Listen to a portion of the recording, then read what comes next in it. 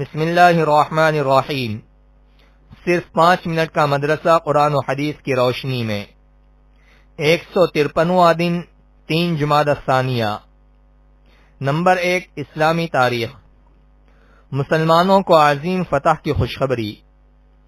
جب حضور صلی اللہ علیہ وسلم اور مشرکین کے درمیان حدیبیہ کی صلح اور معاہدے پر دستخط ہو گئے تو آپ صلی اللہ علیہ وسلم نے صحابہ کرام کو قربانی کرنے اور سر منڈوانے کا حکم دیا۔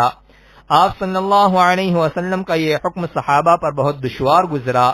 بالآخر حضرت ام سلمہ رضی اللہ عنہا نے حالات کو سمجھتے ہوئے آپ صلی اللہ علیہ وسلم کو مشورہ دیا اور کہا آپ ہی سر منڈوا لیجئے، تو آپ صلی اللہ علیہ وسلم نے اس مشورے پر عمل کرتے ہوئے سر منڈوا لیا۔ یہ دیکھ کر صحابہ کرام نے بھی اس پر عمل کیا۔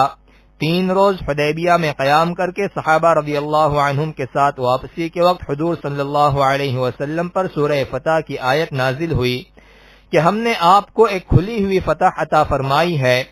حضرت عمر رضی اللہ عنہ جو اس معاہدے کی شرطوں کو اپنے لیے بے عزتی کا سبب سمجھ رہے تھے، ان آیتوں کے نازل ہونے کے بعد پوری طرح مطمئن ہو گئے۔ اس معاہدے کی وجہ سے کفار مکہ کاروبار کے لیے مدینہ آتے جاتے تو مسلمانوں کے اخلاق، نیکی، اخلاص و مہمان نوازی سے بہت زیادہ متاثر ہوتے۔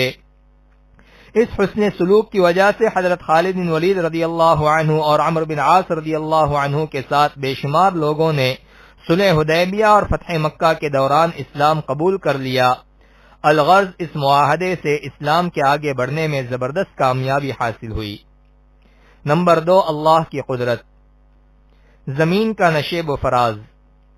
زمین کے فرش پر غور کرو، اللہ تعالی نے کتنے بہترین انداز میں اس کو بچھایا ہے، جس پر اللہ کی لاکھوں مخلوق بسیرا کر رہی ہے۔ اور پھر اللہ کی عجیب حکمت کہ اس زمینی فرش کے ایک حصے کو دوسرے حصے سے تھوڑا اونچا رکھا تاکہ پانی ایک طرف سے بہ کر دوسری طرف جا سکے اور اس طرح مخلوقات کو فائدہ اٹھانے کا موقع مل سکے، اور آخر میں وہ پانی سمندر میں جا کر گر جائے۔ اگر زمین ایک طرف سے اونچی اور دوسری طرف سے نیچی نہ ہوتی تو پانی زمین پر جمع ہو کر اس کو سمندر بنا دیتا، چلنا پھرنا بھاری ہو جاتا اور کام کاج ٹھپ پڑ جاتا، جیسا کہ سیلاب کے زمانے میں ہوتا ہے۔ قرآن میں اللہ تعالیٰ فرماتا ہے وہی ہے جس نے زمین کو پھیلایا اور اس میں پہاڑ اور دریا پیدا کیے۔ نمبر 3، ایک فرض کے بارے میں۔ اذان جمعہ کے بعد دنیاوی کام چھوڑنا۔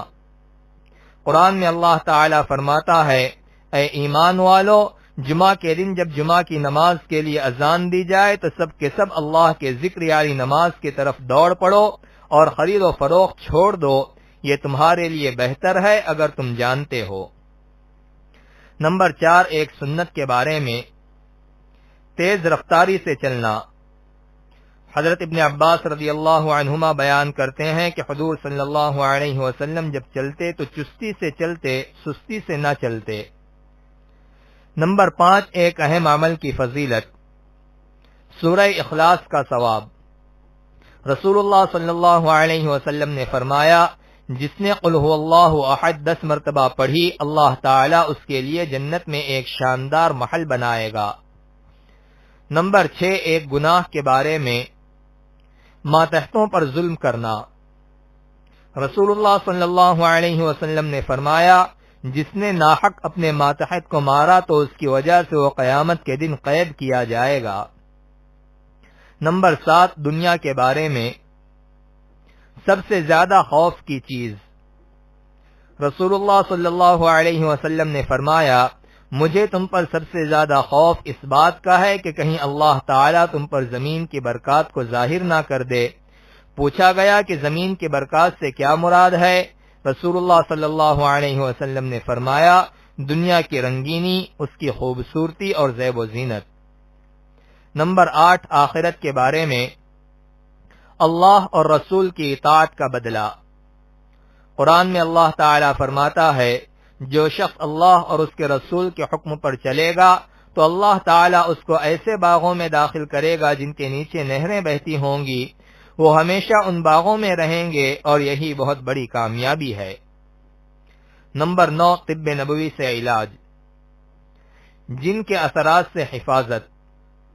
حضرت خالد بن ولید رضی اللہ عنہ نے عرض کیا، اے اللہ کے رسول، مجھے ایک مکار جن پریشان کرتا ہے، تو آپ صلی اللہ علیہ وسلم نے فرمایا، یہ کلمات کہو، اعوذ بکلمات اللہ التامات من شر علمی لا یجاوزہن بر ولا فاجر، من شر ما ذرأ فی الارض ومن شر ما یخرج منها ومن شر ما يعرج في السماء وما ينزل منها ومن شر كل طارق الا طارقا يطرق بخير یا رحمان۔ چنانچہ وہ صحابی کہتے ہیں کہ میں نے یہ عمل کیا تو اللہ تعالی نے میری وہ پریشانی ختم کر دی۔ نمبر 10، قرآن کی نصیحت۔